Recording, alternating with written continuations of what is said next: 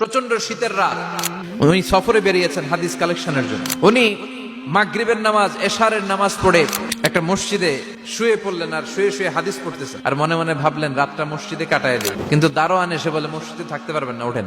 উনি যে আহমদ ইবনে হাম্বল এটা চিনে নাই, কাঁথা গুছিয়ে হাদিসের কিতাব নিয়ে কাঁধের মধ্যে ব্যাগ নিয়ে মসজিদ থেকে বেরোয় গেলেন। কি আর করবেন, প্রচন্ড শীত, আর কাঁপতেছেন বুড়ো মানুষ। পথিমধ্যে দেখলেন বাজার একজন খাব্বাজ, শাবুন খাব্বাজ, যুবক রুটি বিক্রেতা। সে রুটি বিক্রি করে। সে যে সালাম দিল, আসসালামু আলাইকুম। আহমদ ইবনে হাম্বল বলে, যুবক আমার যাওয়ার জায়গা নেই, সফরে বেরিয়েছি, খুব শীতে কষ্ট পাচ্ছি, রাতে যদি তোমার এই চুলা থেকে একটু আগুন পোহাই কোনো সমস্যা?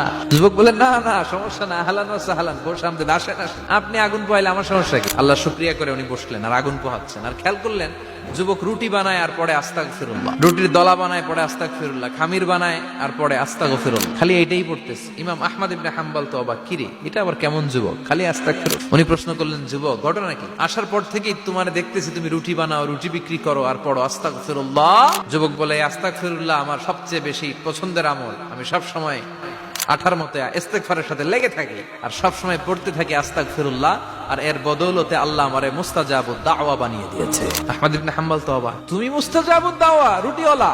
আমি এত বছর হাদিস পড়াই, আমিও তো মুস্তাজাবুদ দাওয়া না, তুমি দোয়া করলে সব কবুল হয়ে যায়? যুবক বলে, না আনা মুস্তাজাবুদ দাওয়া, আমি আমার জীবনে যত দোয়া করেছি কবুল করে নিয়েছে কে? সব দোয়া কবুল করে নিয়েছে আল্লাহ, একটা দোয়া ছাড়া। কি সেই দোয়া? যুবক এবার বলতে শুরু করলো, আমার জীবনে যে দোয়াটা আল্লাহ কবুল করে নাই সেটা হচ্ছে আমি আল্লাহর কাছে অনেক চেয়েছি, অনেক দোয়া করেছি যে আল্লাহ, শুনেছি এই জামানার সবচেয়ে বড় মুহাদ্দিস, তার নাম নাকি ইমাম আহমদ ইবনে হাম্বল। আল্লাহ তোমার কাছে আমার চাওয়া, আমি যেন এই ইমাম আহমদ ইবনে হাম্বলরে দেখে মরতে পারি। আহমদ ইবনে হাম্বল আবেগপ্রবণ হয়ে গেলেন, চোখের পানি ছেড়ে দিলেন, বললেন, যুবক তোমার এই দোয়াটাও কবুল হয়ে গিয়েছে। আহমদ ইবনে হাম্বল তোমার দরবারে ছুটে এসেছে।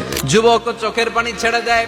যুবক চিৎকার মেরে ইমাম আহমদ ইবনে হাম্বলকে জড়িয়ে ধরে, হাতে হাত রেখে মুসাফা করে, কপালের মধ্যে চুমু খায় আর আল্লাহর শুকরিয়া করে বলে, ও ইমাম, আসলে এই দোয়াটাও আল্লাহ আজকে কবুল করে নিল।